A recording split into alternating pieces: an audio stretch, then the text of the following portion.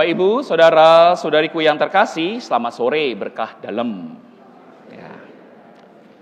Untuk Bapak dan Ibu, apakah Anda sebagai orang tua sudah berbagi waris dengan anak-anak? Romo ini aneh aja. Kami ini masih hidup, Romo, kok ngomong soal warisan. Pamali katanya. Bapak, Ibu, saudara-saudariku yang terkasih, justru disitulah titik bagaimana kurang ngajarnya si anak bungsu itu. Orang tuanya masih sehat, orang tuanya masih katakanlah produktif. Lah kok minta warisan. Itu artinya anak ini kurang ngajar karena menganggap bapaknya itu mati. Wis mati wae. Kurang ngajar ini anak ini ya, seperti si maling kundang itu, kurang ngajar itu. Disitulah titik kesalahan dosa yang sangat vital yang dilakukan oleh si anak bungsu ini. Apalagi ditambah posisi si anak ini adalah anak bungsu. Selain dia kurang ngajar sama bapaknya, dia kurang ngajar juga sama kakaknya. Dia melewati kakaknya, mau menganggap bahwa siapa sih lu gitu loh. Kakak yang nggak ada apa-apanya, kakak yang nah, tuh. Jadi sudah kurang ngajar sama bapaknya, kurang ngajar juga sama kakaknya. Nah, ini kan banyak nih anak-anak muda nih. Siapa yang kurang ngajar sama orang tua? Siapa yang kurang ngajar sama kakak? Kalau iya, Anda tidak lebihnya dari si bungsu ini. Nah, begitu. Jadi janganlah ya, jangan kurang ajar lah ya. Apalagi sampai meminta warisan. Kalau misalnya Anda lakukan itu, ini bagus ini, bapaknya bagus, ya toh, murah hati. Kalau bapaknya Anda, parang itu yang main itu. Kurang ajar kamu ya. Saya masih sehat kok, minta warisan. Nah, gitu. Bapak, Ibu, saudara-saudariku yang terkasih. Ini soal keberanian untuk mengakui dosa dan kesalahan. Saya dan Anda, siapapun kita, selagi masih disebut yang namanya manusia, tidak akan pernah luput dengan yang namanya dosa dan kesalahan.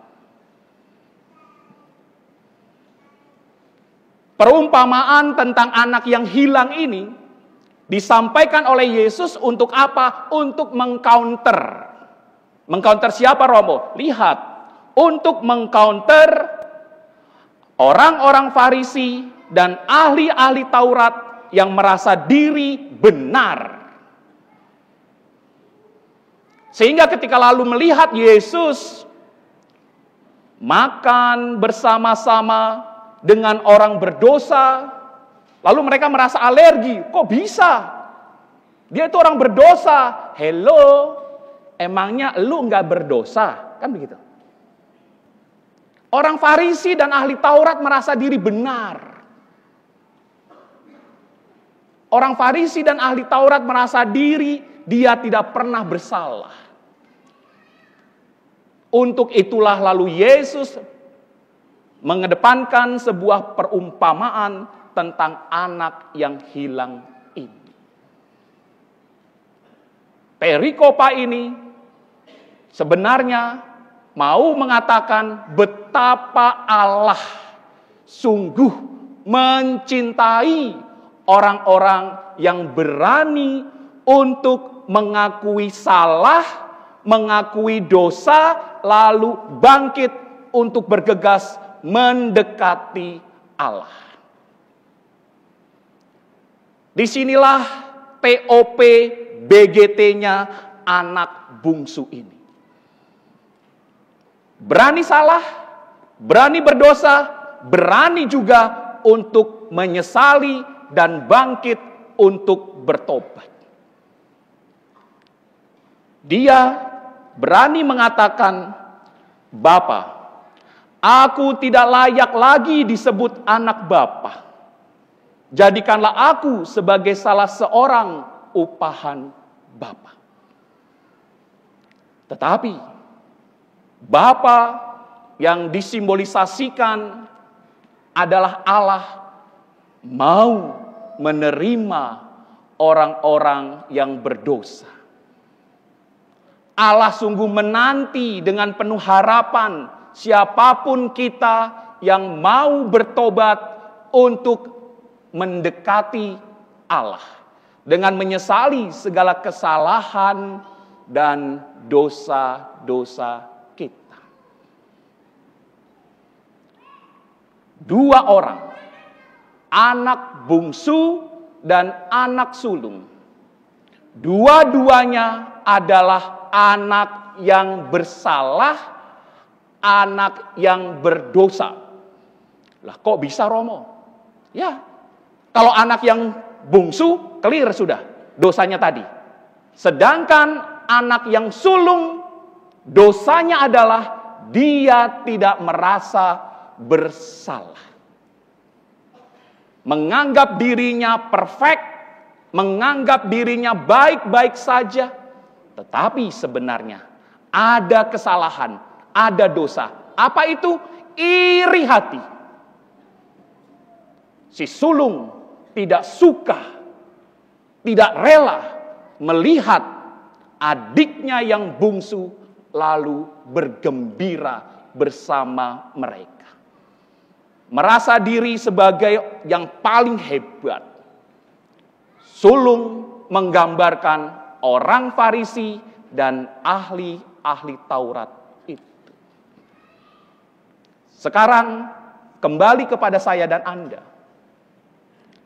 Saya dan Anda masuk dalam kategori yang mana?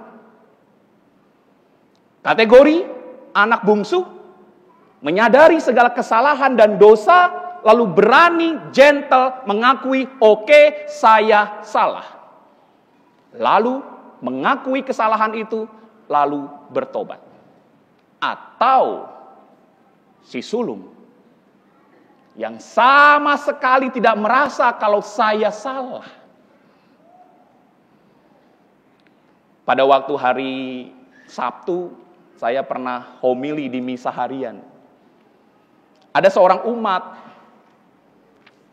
lalu bertanya kepada saya, "Romo, kalau seandainya ada pengumuman penerimaan sakramen tobat, saya itu bingung, Romo."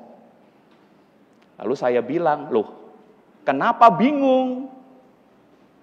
Saya pikir bingungnya dia ini, bingung tata caranya kayak apa. Bingungnya apa, Bu? Bingungnya adalah bingung saya mempunyai kesalahan apa. Untuk menemukan kesalahan, dia mengalami kebingungan. Pertanyaannya adalah mengapa? Karena dia merasa diri semua baik-baik saja.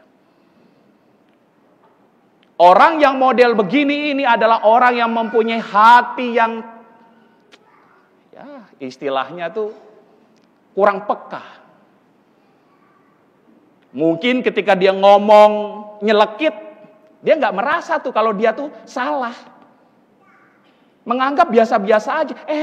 Kamu tuh ngomongnya tuh nyelekit loh. Ah, masa sih? Aku biasa-biasa aja. Lihat tuh. Padahal setiap kali orang itu bicara sungguh menyakitkan, tapi itu tidak dianggap, tidak dirasakan bahwa itu adalah sesuatu yang salah dan berdosa karena telah menyakiti hati orang.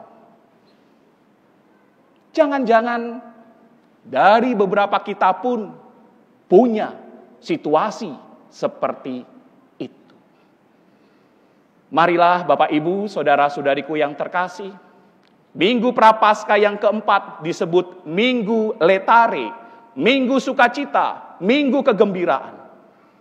Mari di fase hidup kita, kita berani untuk memberikan kegembiraan kepada Allah. Caranya bagaimana, Romo?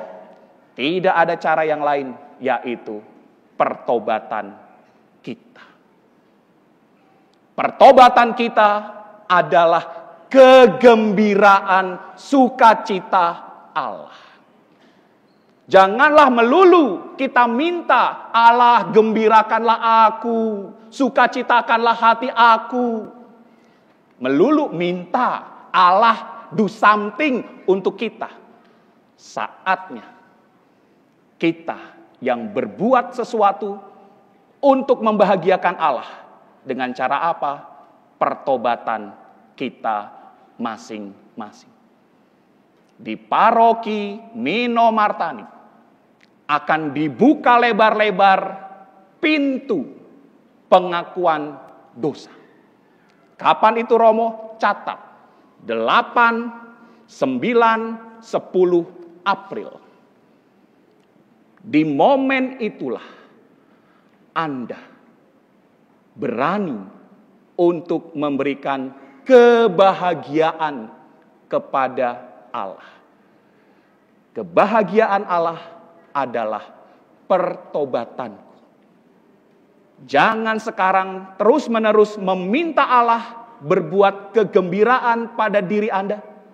Saatnya Anda memberi kegembiraan, sukacita di hati Allah melalui pertobatan kita masing-masing.